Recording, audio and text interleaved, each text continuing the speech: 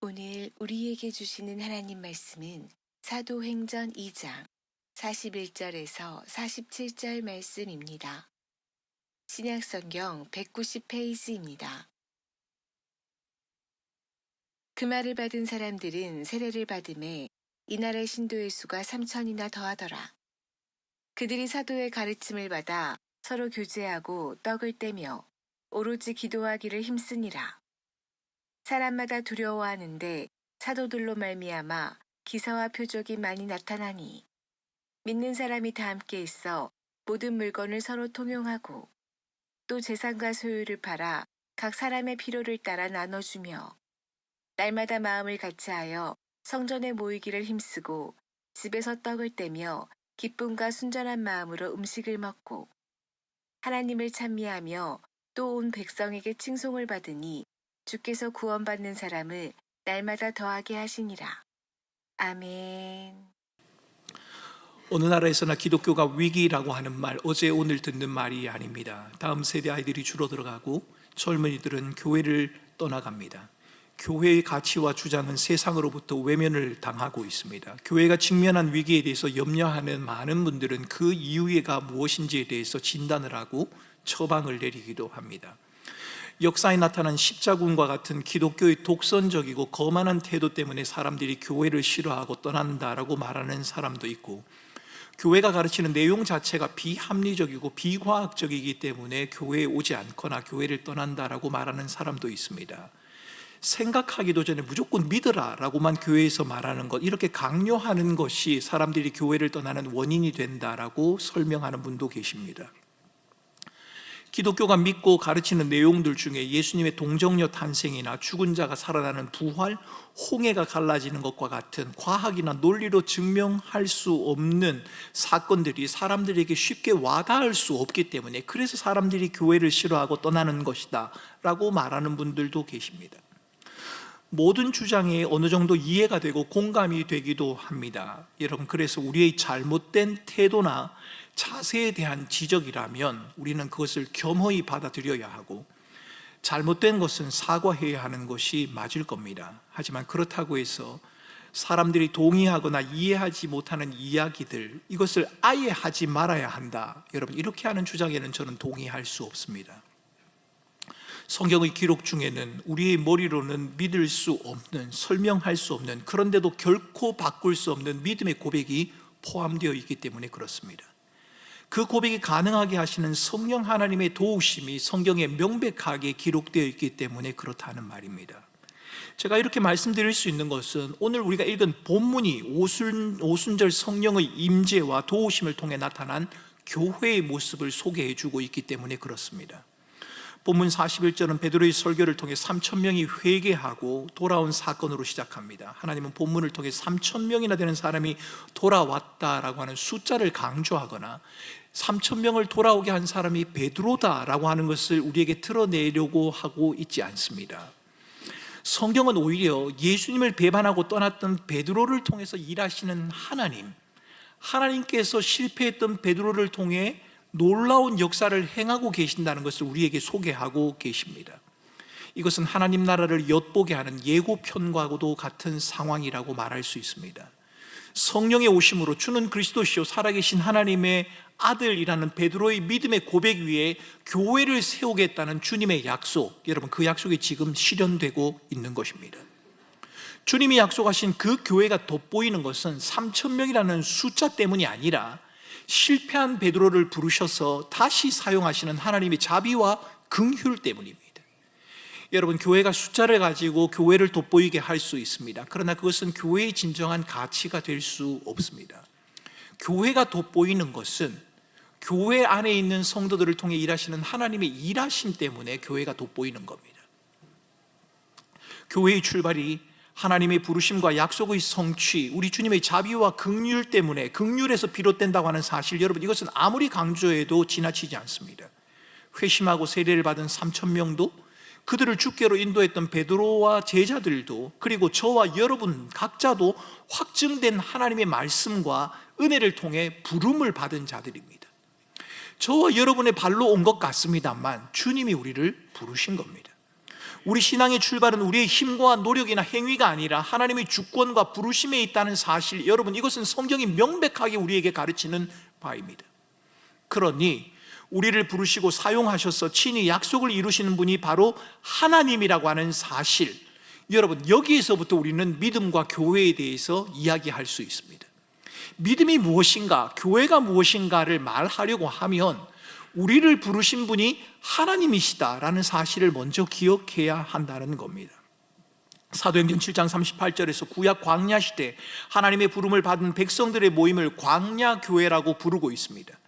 믿음의 조상이라 불리는 아브라함, 그도 하나님의 부르심을 받았습니다. 이 장면들을 보아도 우리의 믿음과 교회의 출발이 주님의 주권과 주님의 부르심에서 시작된다는 것이 분명합니다.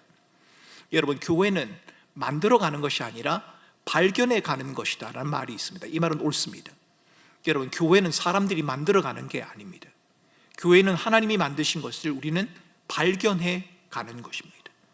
성경이 말하는 교회의 모습을 우리는 쫓아가는 거란 말입니다. 우리는 교회가 주는 그리스도시요 살아계신 하나님의 아들이라는 베드로의 믿음의 고백 위에 세워졌다는 사실 잘 알고 있습니다. 베드로의 고백 위에 교회가 세워졌다, 이 말은 믿음을 주신 하나님께서 교회를 친히 세우셨다는 의미로 받아들여야 합니다. 베드로는 도구일 뿐이고 통로일 뿐이고 주님께서 교회를 세우신 겁니다. 교회의 주인은 우리가 아니라 하나님이십니다. 바울은 하나님이 교회를 세우셨고 교회의 주인이 하나님이라는 사실을 사도행전 20장에서 하나님이 자기 피로 사신 교회다라고 표현하기도 합니다. 하나님이 자기 피로 사셨다, 이 표현은 구약에서 하나님께서 자기 백성을 지으시고 부르셨다라는 말과 의미가 같습니다. 하나님이 백성을 삼으시고 그들이 하나님이 되신다는 겁니다. 그러기에 하나님의 백성들의 본질적인 특성은 하나님의 부르심과 그 부르심에 대한 응답이다, 이렇게 말할 수 있습니다. 하나님이 우리를 부르셨고 우리는 하나님이 부르신 그 부르심에 응답을 하는 겁니다. 하나님의 부르심과 부름받은 백성의 응답이라는 관점에서 본다면 우리는 교회의 회복이라는 주제도 하나님의 말씀으로 돌아가는 것, 오늘 본문에 나타나는 성도들의 모습들 역시도 부르신 하나님의 은혜와 사랑에 대한 정당한 반응이요 응답으로 읽어야 합니다. 회심하여 세례를 받는 사람들에게 여러 행위가 오늘 본문 가운데 보여지고 있습니다. 모든 물건을 서로 통용합니다. 재산과 소유를 팔아서 각 사람들의 필요를 채워줬습니다. 날마다 마음을 같이 하고 성전에 모이기를 힘을 씁니다. 여러분, 놀라운 행위들이지 않습니까? 그러나 이 행위들은 자기의 종교성을 드러내기 위한 수단이나 방편이 아닙니다. 우리가 신앙생활을 이렇게 잘하고 있다라고 하는 것을 과시하기 위한 것이 아닙니다. 의미 없이 반복되는 기계적이고 강제적인 행위도 아닙니다. 오늘 사도행전이 기록하고 있는 이 내용들은 하나님의 주권과 부르심에 대한 응답이었고 하나님 나라 백성으로 살아내려고 하는 애씀의 표현이었습니다. 자신들이 잘나서 그렇게 한 것이 아니라 하나님이 그들을 불러주신 것에 대한 정당한 반응을 하고 있는 겁니다. 여러분, 오늘날 많은 목회자와 성도들이 교회에서 행하는 모든 사역과 종교적인 행위를 하나님이 우리를 부르셔서 성도와 교회로 세우셨다는 사실에 대한 마땅한 반응이나 응답으로 생각하기보다는 마치 그것을 교회의 성장이나 신앙 성장의 비법이나 방식처럼 여기는 것, 여러분, 이것은 매우 우려할 만한 현상입니다. 업치나 매치나 그게 그거 아니냐, 이렇게 말할 수 있습니다. 하나님이 우리를 부르셔서 우리가 반응하는 것으로 하나님을 섬긴다는 것이나 우리가 열심히 하나님을 섬겨서 하나님을 기쁘시게 한다는 것이나 그게 뭐가 다르냐, 이렇게 말하는 분도 계실 겁니다. 그런데 그렇지가 않습니다. 하나님의 부르심과 은혜가 앞서지 않으면 여러분, 우리가 행하는 모든 종교적인 행위는 자기 의가 되거나 아니면 자신의 원함을 이루는 도구로 전락하고 말 것입니다. 하나님의 부르심, 하나님의 은혜가 빠져버리면 아무리 그럴싸해 보이는 것이라고 할지라도 그것은 우리의 의가 되거나 내가 이렇게 했는데 라고 하는 그 의가 되거나 아니면 자기의 원함을 이루는 내가 이쯤 하면 하나님이 이것을 들어주시겠지 라고 하는 자기의 소원을 이루는 방편, 도구로 전락하고 만다는 겁니다. 여러분, 그것은 마치 주님으로부터 겉은 화려하지만 속은 텅 빈 무덤과 같다는 비난받은 바리새인들의 모습과 별로 다르지 않습니다. 믿음과 교회를 이해하고 설명하는데 하나님의 주권과 부르심을 말하는 것 옳습니다. 하지만 우리가 믿음과 교회를 설명하기 위해서 하나님의 주권, 하나님의 부르심, 이것을 말할 때 그 말이 하나님에 대한 진정한 신앙의 고백이 맞는가? 여러분, 이 부분을 진지하게 우리에게 물어야 합니다. 하나님이 나를 인도하셨습니다. 하나님이 하십니다. 하나님이 주권입니다. 하나님의 주권에 따라 우리가 살아갑니다. 이렇게 말할 때 그 말의 내용이 정말 진지하고 순수한 신앙의 고백이 맞느냐? 여러분, 우리는 스스로 자문을 해야 한다는 겁니다. 어느 목사님의 설교에 언급된 예화를 여러분에게 소개해 보려고 합니다. 주일학교 선생님이 아이에게 질문을 했습니다. 나는 누구일까요? 키가 15cm 정도 되고 털이 많습니다. 꼬리가 길고 나무를 기어 오르며 도토리를 모아두는 나는 누구일까요?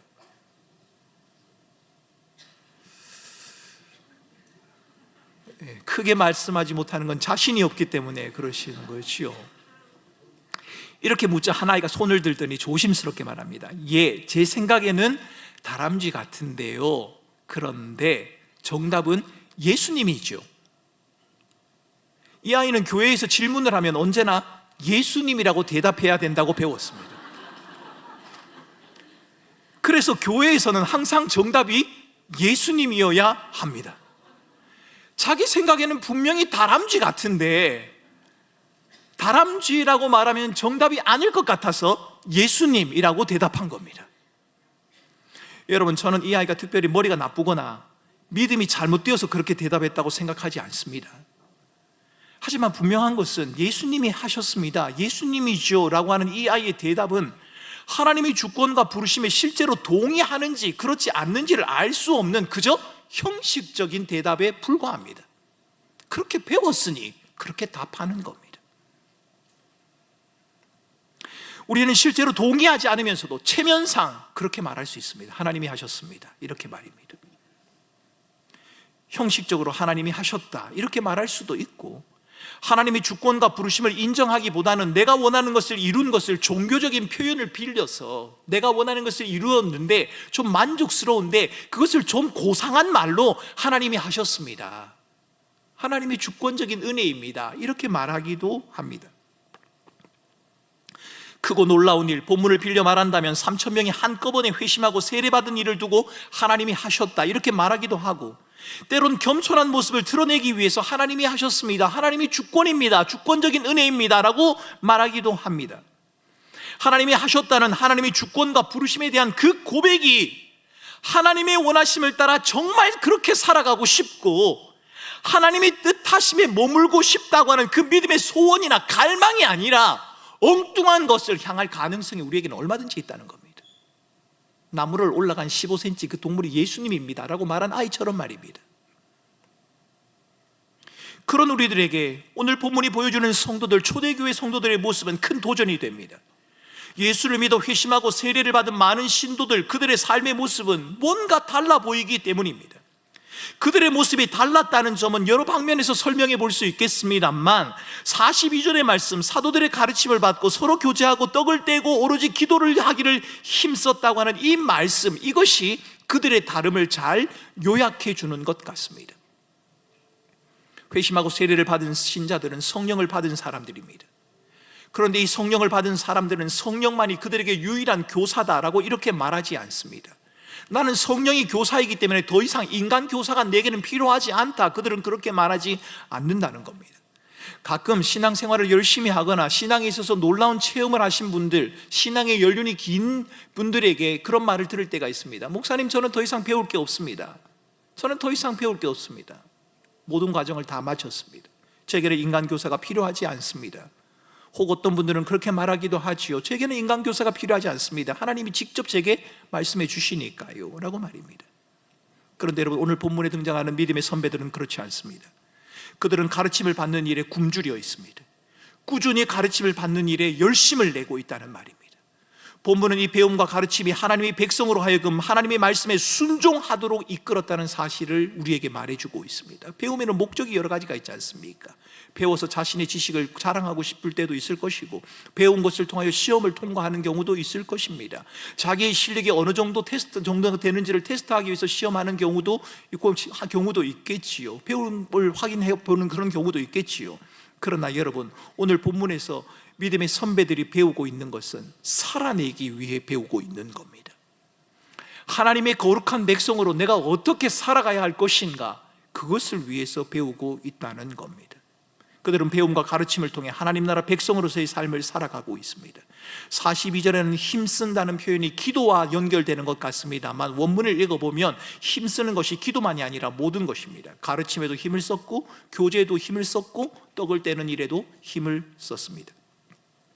힘쓴다는 말은 정교적이고 지속적인 되풀이를 말하는 겁니다. 그저 한두 번 하고 마는 것이 아니라 지속적으로 반복하는 것입니다. 여러분은 반복적인 이 교육이 어떻다고 생각하십니까? 여러분에게 어떤 의미가 있습니까?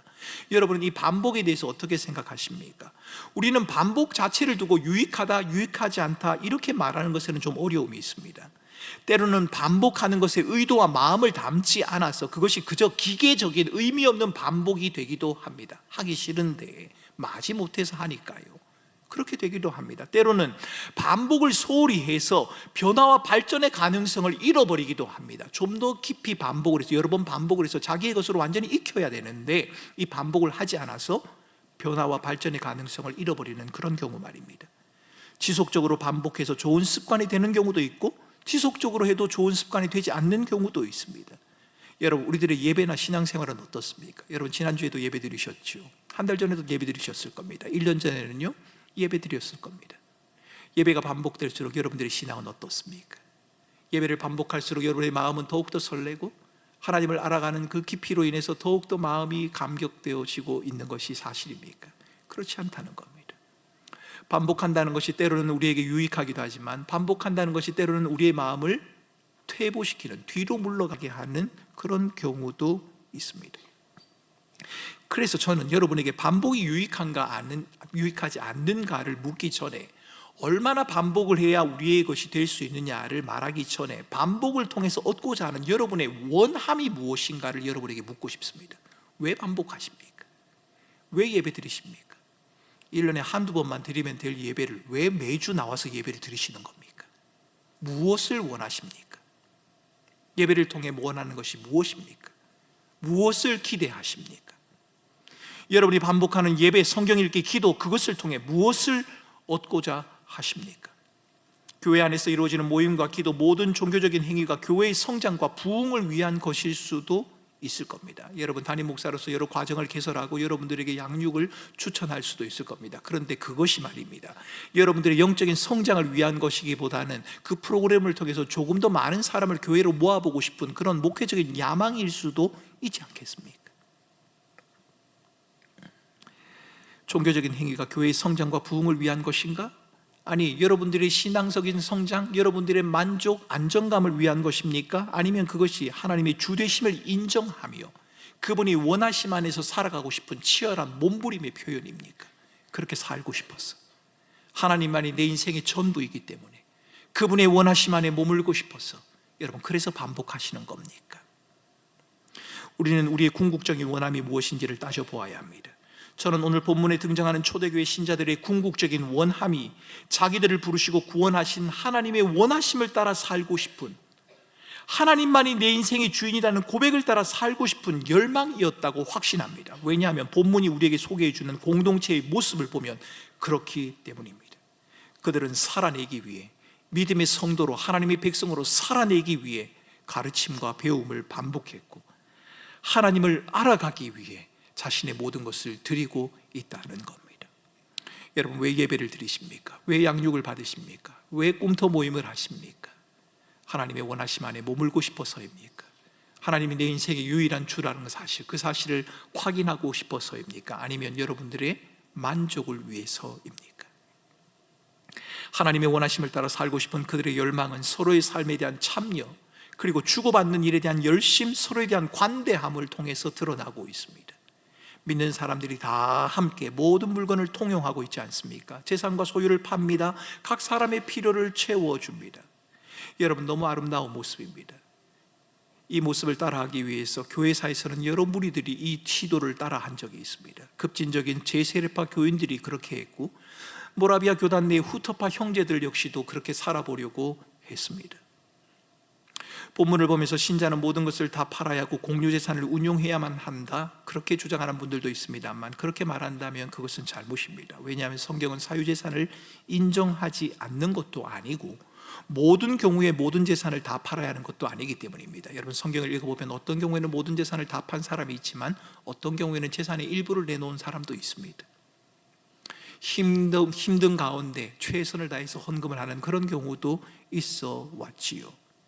언제 얼마나 팔아야 할까? 얼마나 공유해야 할까? 여러분, 그것은 상황과 형편에 따라 다를 수 있을 겁니다. 하지만 본문이 우리에게 분명히 말해주고 있는 두 가지 사실이 있습니다. 그것은 회심하고 세례를 받은 신자라면 서로의 삶에 참여한다는 겁니다. 그리고 사람들이 가장 비중 있게, 영향력 있게 생각하고 있는 이 세상에서 가장 강력하게 우리에게 영향을 미치고 있는, 돈이 지배하고 있는 세상의 원리를 오늘 본문은 넘어서고 있다는 겁니다. 여러분, 서로의 삶에 참여하는 것 쉽지 않다는 것 잘 알고 있습니다. 남의 삶에 참여하고 싶지 않는 자기중심적인 우리의 본성 때문이기도 하고, 때로는 상대의 삶에 참여하는 그것이, 그 관심이 간섭이 되어버리는 그런 경우도 있기 때문입니다. 그래서 우리는 서로의 삶에 참여하면서도 경계와 거리두기가 좀 필요합니다. 때로는 아무 말도 하지 않고 침묵을 해야 하고, 때로는 알고 있으면서도 모른 척 해야 하고, 때로는 그와 함께 울어주기도 해야 하고, 때로는 물리적으로 거리를 두면서도 그를 위해 기도하는 자리에 머물기도 해야 할 겁니다. 쉽지 않은 일입니다. 서로의 삶에 참여한다는 것, 여러분, 그 목표는 결국 그 사람을 세우기 위한 것이어야 합니다. 여러분, 우리가 그 사람의 삶에 참여한다고 할 때 그것은 내 할 말을 그 사람에게 하기 위한 것이 아니라 그 사람이 세워지는 것, 그것이 그 사람의 삶에 참여하는 목적이 되어야 합니다. 그런데 때로는 오히려 그 사람을 더 힘들게 하고 넘어지게 하는 경우가 있지 않습니까? 여러분, 제가 설교를 준비하면서 인터넷에 올라온 짧은 기사를 하나 보았습니다. 한 아내가 있었는데 그 아내의 남편이 스스로 목숨을 끊었습니다. 워낙 갑작스럽게 벌어진 일이라 이 아내는 너무 황망했고 어떻게 할지를 몰랐습니다. 장례식장이었습니다. 그 장례식장에서 눈물 한 방울 흘리지 않고 남아있는 아이들을 이 엄마가 챙기기 시작했습니다. 그 모습을 본 조문객 중에 한 사람이, 봐라, 저 여자분이, 저 아내가 아이들만 챙기는 거 봐라, 이렇게 말을 했답니다. 또 다른 분이 그분을 향해서 말했답니다. 살아있을 때 좀 잘하지. 여러분, 관심일까요? 간섭일까요? 여러분, 제가 보기엔 간섭 같습니다. 왜냐하면 그 말이 그 여인을 세우려고 하는 말이 아니기 때문입니다. 자기가 하고 싶은 말을 한 것뿐입니다.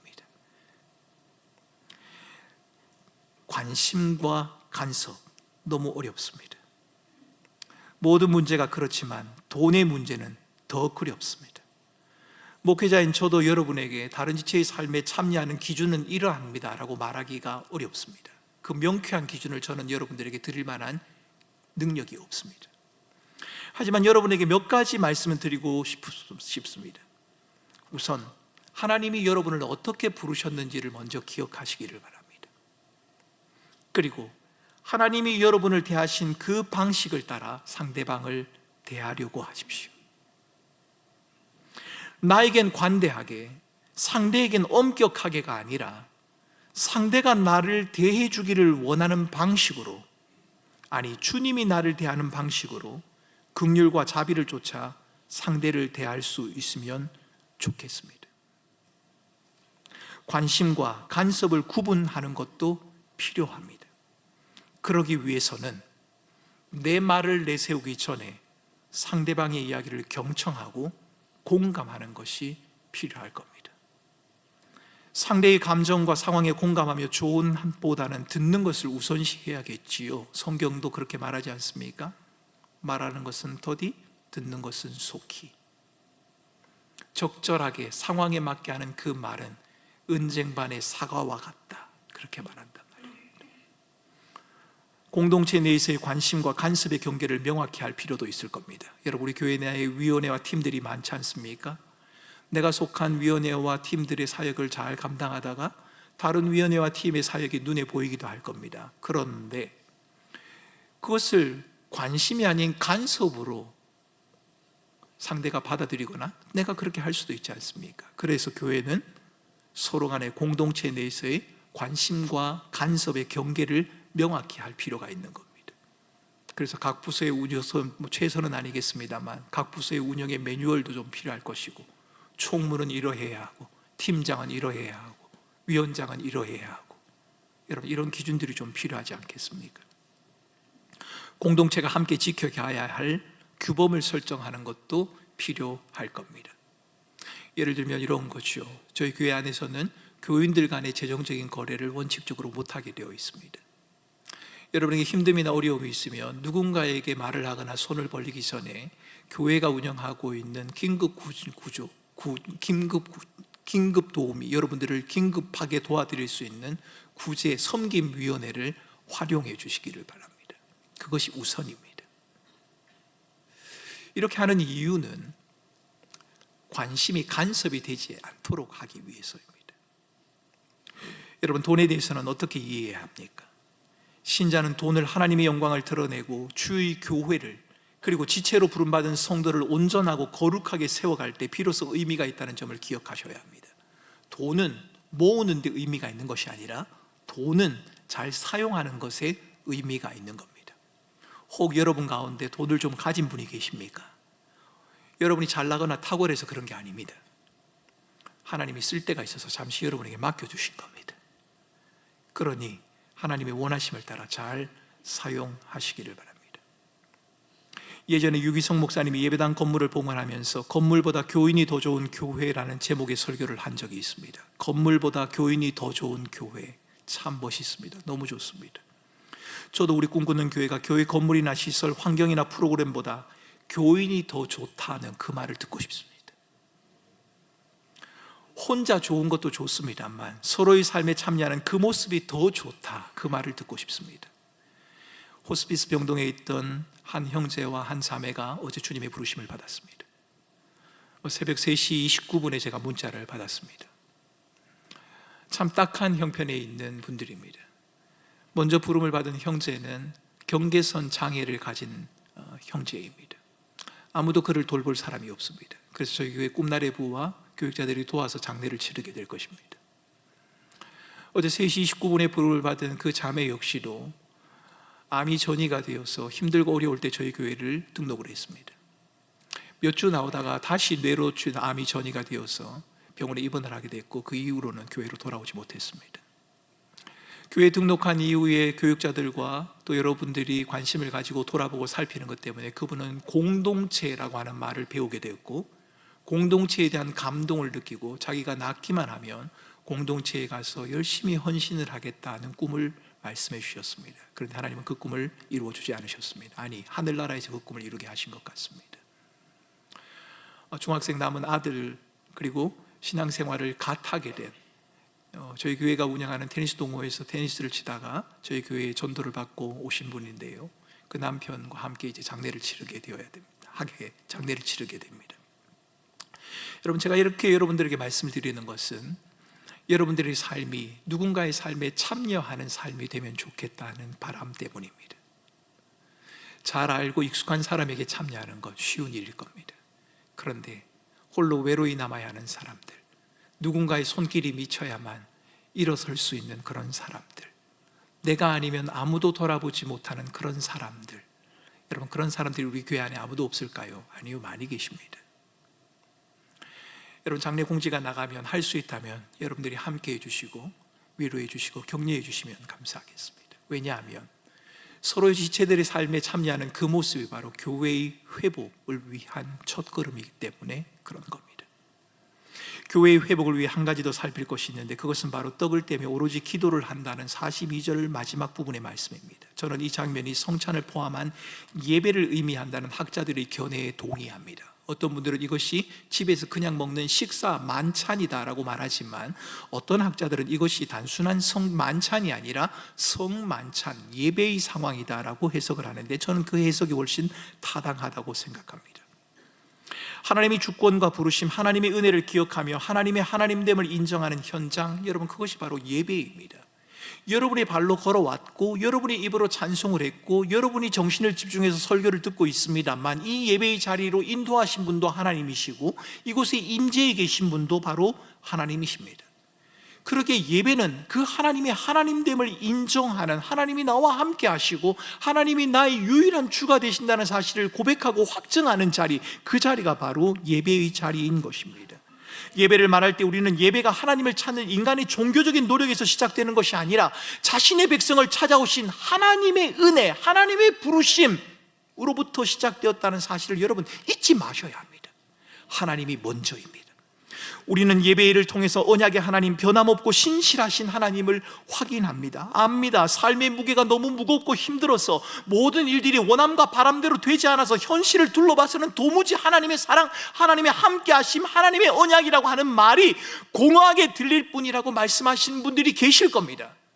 도저히 지금의 감정과 생각으로는, 내가 처한 형편으로는 하나님을 예배할 수 없다고 하시는 분들도 이 자리에 계실 겁니다. 그러나 여러분, 그런 상황 가운데서도 우리가 예배를 말할 수 있고 예배자로 설 수 있는 그 이유는 예배가 가능한 것이 우리의 결심과 결단 때문이 아니라, 우리의 신앙의 연륜 때문이 아니라, 힘들어도 예배를 드리고야 말겠다는 우리의 결심 때문이 아니라, 우리를 부르신 하나님, 우리를 이 자리에 있게 하신 하나님, 우리를 포기하지 않으시고 우리의 걸음을 끝까지 인도하시겠다고 말씀하시는 신실하신 하나님의 주권과 다스림이 우리 가운데 머물러 있기 때문입니다. 우리가 예배의 회복을 말할 수 있는 이유, 그것은 우리를 부르신 하나님의 주권, 우리를 향하신 변함없는 하나님의 사랑 때문입니다. 우리는 모두 하나님의 다스림과 인도하심 안에 거하며 하나님을 예배하는 개인이자 공동체로 부름을 받았습니다. 너희가 서로 연결되어 그리스도의 온전한 몸을 이루어가는 지체로 부름을 받았다고 그렇게 말하고 있지 않습니까? 주의 은혜로 구원을 받은 자라면 하나님의 말씀을 귀 기울여 들어야 하고 그 말씀을 마음에 새기며 그 말씀을 따라 살아감으로 하나님을 영화롭게 하는 자리에 서기를 우리 마음 가운데 갈망해야 하는 것이 맞습니다. 종교적인 만족과 귀를 즐겁게 하기 위해서 설교를 듣는 것이 아니라 순종하기 위해서, 살아내기 위해서, 하나님의 원하심 안에 머물기 위해서 말씀을 들어야 하고 그 말씀을 마음에 새겨야 하는 겁니다. 그 말씀이 때로는 우리의 마음을 불편하게 만들 수도 있을 겁니다. 나의 숨겨진 수치와 죄악을 드러내는 경우도 있겠죠. 왜 목사님이 내 말을 하나 싶은 경우도 있을 겁니다. 그러나 여러분, 그게 아닙니다. 그럴 때라도 하나님이 말씀하시니 내가 하나님의 원하심 안에 거하겠습니다, 하나님의 뜻 안에 머물겠습니다, 주님의 말씀에 순종하겠다는 그 태도를 가지고 말씀을 들어야 하고 그 말씀을 또한 다른 이들과 함께 나누어야 하는 겁니다. 여러분, 신자가 맞습니까? 그렇다면 함께하는 지체들을, 여러분의 가족들에게 특별히 관심을 가지고 배려하는 삶을 살라고 여러분들에게 말씀드리고 싶습니다. 여러분, 의외로 교회를 다니는 성도들 가운데 남들의 삶에는 참여를 참 잘하는데 가족들의 삶에는 전혀 참여하지 않는 분들을 심심찮게 볼 수 있습니다. 여러분, 성경은 이렇게 말하고 있다는 것을 아십니까? 가족을 돌아보지 않는 자는 믿음을 배반한 자라. 우리의 믿음의 출발은 가정이어야 합니다.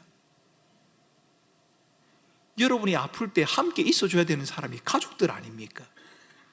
그 이유 때문이 아니라 할지라도 주께서 우리를 혈연으로 맺어주신 그 가족을 사랑하고 그들의 삶에 참여해야 합니다. 아니, 더 나아가 혈연으로 맺어진 가족뿐만 아니라 예수 그리스도로 말미암아 한 가족된 성도들의 삶에도 우리는 기꺼이 참여하며 그들과 함께 하나님을 예배하고 그들과 함께 하나님의 하나님 되심을 인정하는 삶을 살아가야 하는 겁니다. 그것이 바로 교회의 회복을 위한 지름길이 됩니다. 저는 우리 꿈꾸는 교회의 예배가 하나님의 하나님 되심을 인정하고 고백하는, 하나님 앞에선 우리가 들이 죄인이요 하나님 없이는 살 수 없는 연약한 자라는 사실을 고백하는 현장이 되었으면 좋겠습니다. 오늘 본문은 하나님을 찬미하며 온 백성에게 칭송받으며 구원받는 사람의 수가 날마다 더했다는 말씀으로 끝을 맺습니다. 그런데 말입니다, 여러분, 이 본문을 만약 여러분이 구원받는 사람의 수를 날마다 더하도록 하기 위해서나 아니면 여러분의 삶에 원하는 바를 이루기 위해서 초대교회의 모습을 따라서 한다면 날마다 구원받는 백성의 수를 더하게 만들거나, 물론 이것은 교육자들의 욕심일 수 있겠죠, 아니면 여러분들이 마음에 원하고 바라는 것이 이루어지도록 하기 위해서 더 열심히 기도하고 성도들의 삶에 참여하고 배우기를 힘쓴다면 여러분은 멀지 않아 실망하게 될 것입니다.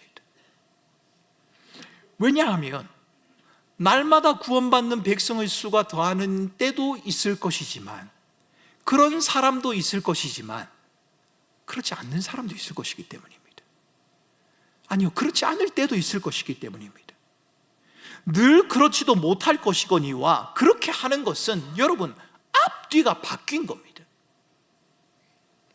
날마다 구원받는 백성의 수를 더한다는 결과를 바라고 42절에서 말하는 것처럼 배우기를 힘쓰고 성도들의 삶에 참여하고 기도에 힘쓰는 것, 여러분 그것이 아니라, 오늘 본문이 말하는 것은 그것이 아니라 너희들이 열심히 성도들의 삶에 참여하고 너희들이 열심히 기도하고 너희들이 하나님의 부르심을 기억하고 하나님의 말씀을 배우는 일에 힘을 쓰면, 그렇게 하기만 하면 내가 날마다 구원받는 백성의 수를 더하겠다, 주님은 지금 그렇게 말씀하고 계신 것이 아니라는 말입니다. 주님이 지금 말씀하시는 것은 하나님이 예수 그리스도로 말미암아 너를 구원했으니까, 하나님이 너의 영원한 주가 되시니까, 그 하나님이 너의 원함이요 너의 삶의 궁극적인 목표이니까, 그 하나님이 너를 사랑하시니까, 그 하나님이 너와 함께 하시니까 그 사랑에 대한 응답으로 순종하는 삶을 살아가라, 우리에게 그렇게 말씀하시는 겁니다. 그 결과가 무엇이든지 저는 잘 모르겠습니다. 수천의 사람이 회개할 수도 있겠지만 지난주 말씀을 나눴던 것처럼 아무도 회개하지 못하고 돌에 맞아 죽임을 당하는 결과일 수도 있을 겁니다. 우리가 기대하고 원하는 것이 눈앞에 이루어질 수도 있지만 예기치 못한 고난이 우리의 삶 가운데 계속될 수도 있을 겁니다. 그런 한 가지 분명한 것은 어떤 환경과 상황이든 간에 우리를 부르시고 우리와 함께 하시고 우리를 인도하시는 그 주님이 우리의 손을 놓지 않으신다는 겁니다. 그 하나님의 약속을 부여잡고 믿음으로 한 걸음 한 걸음 살아나가는 것, 여러분 이것이 바로 성도들의 삶이고 교회의 모습입니다. 그리스도의 주권이 회복되는 곳, 그리스도의 말씀이 가장 권위 있게 선포되어져야 하는 곳, 주님의 원하심이 나의 원함보다 훨씬 더 중요하게 여겨지는 곳, 여러분 그것이 바로 교회라는 곳입니다. 세워진 건물의 교회가 아니라 예수 그리스도로 말미암아 부름을 받은 저와 여러분, 우리 모두 말입니다. 부름받은 저와 여러분들이 이번 한 주간도 주께서 부르신 거룩한 교회로서의 삶을 성실하게 잘 감당하시기 바랍니다. 우리는 연약하지만 주님은 강하십니다. 우리는 흔들리지만 그분은 요동치 않으십니다. 선하신 주님, 그분의 약속을 부여잡고 이번 한 주간도 부름받은 교회로서의 삶을 넉넉히 감당하는 우리 꿈꾸는 교회 사랑하는 모든 성도들이 되시기를 주님의 이름으로 축원합니다. 여러분 말씀을 기억하며 함께 기도하겠습니다. 하나님께서 저와 여러분을 교회로 부르셨습니다. 음부의 권세가 흔들어 놓지 못하는 교회로 우리를 부르셨습니다. 여러분 우리의 현실에 닥치는 여러 가지 일들이 우리를 넘어뜨릴 것 같고 삼켜버릴 것 같은 위협감을 느낄 때가 있지 않습니까? 현실의 암담함 때문에 도저히 앞을 나가지 못할 것 같은 그런 답답함을 느끼는 경우도 있지 않습니까? 그런데 주님은 말씀하십니다. 음부의 권세가 흔들어 놓지 못할 것이다. 그리고 주님 우리에게 말씀하십니다. 하나님이 누구신지를 너희들은 열심히 배워가라. 하나님의 선하심과 인자하심을 날마다 배워가라. 너희들이 지식을 위해서가 아니라, 너희들 앞에 놓여있는 그 문제를 풀기 위한 해답을 찾기 위해서가 아니라, 해답 대신 예수 그리스도 그분의 말씀 안에 거하기 위해서 그분의 원하심을 따라 살아가기 위해서 하나님을 배워가라. 주님은 그렇게 말씀하십니다. 힘들고 어려운 삶에 머물러 있는 너의 상편과 상황을 잘 안다만 그것이 풀리기만을 기다리지 말고 너희 가족과 너희 함께하는 지체들을 향한 삶에 참여하라고 주님은 말씀하십니다. 우는 자와 함께 울고 웃는 자와 함께 기뻐하고 함께 동행하는 삶을 살아가라. 주님 그렇게 말씀하십니다. 여러분 이 시간을 같이 함께 기도하겠습니다. 주님이 나를 교회로 부르셨습니다. 교회를 책임지는 분은 우리 주님이십니다. 그 주님의 붙드심을 붙들고 내가 믿음으로 살아가겠습니다. 내 자신에게만 머물지 않고 가족과 성도들의 삶에 기꺼이 참여하기 위한 발걸음을 내딛겠습니다. 하나님을 배우고 알아가되 살아가기 위한 몸부림과 애씀이 될 수 있도록 주님 도와주시고 인도하여 주시옵소서. 하나님의 하나님 되심을 인정하며 예배자로서의 삶을 매일같이 살아가겠습니다. 주님 나를 도와주시옵소서. 이 시간 같이 합심해서 함께 기도하겠습니다. 함께 기도합니다. 존귀하신 하나님 아버지,